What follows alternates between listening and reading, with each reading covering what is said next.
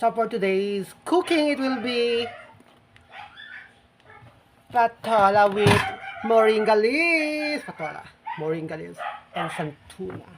I have a hard time to speak because I have these braces. Oh, it's painful. So painful. So first, we're going to get rid of this moringa. And we're going to chop the patola. And then we peel the silk squash and chop it. Then some garlic, onion, tomato, ginger for the fish, so it doesn't have the taste of a fish, and some, this is not important, some chili. I like it with chili. And let's start. Some rice noodles. First we do this one. That's fish. I wash it so it's kind of wet.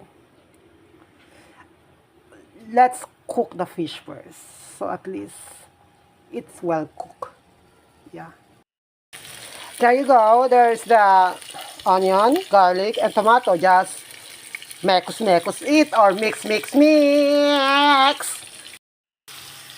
Then there's the silk squash or lofu.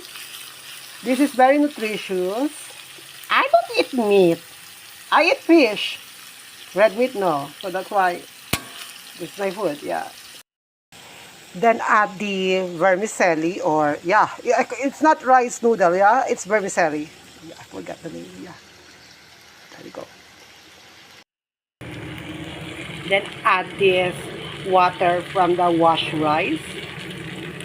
I like it healthy, that's why I'm adding the water from the washed rice. Yeah, it's very nutritious. Now that it's a bit boiling, you add the moringa.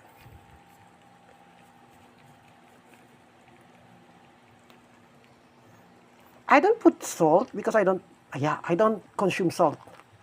I don't put anything that is unnatural. No salt, no MSG, just oil, yeah. Spice it up with chili and some whole pepper. Oops.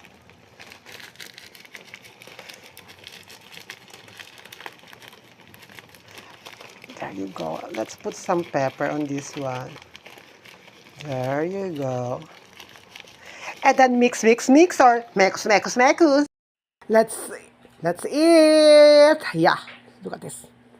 Filipino style. Spoon and fork, rice, and my delicious meal with some glass of water and soju. Shots of soju. Bon appetit.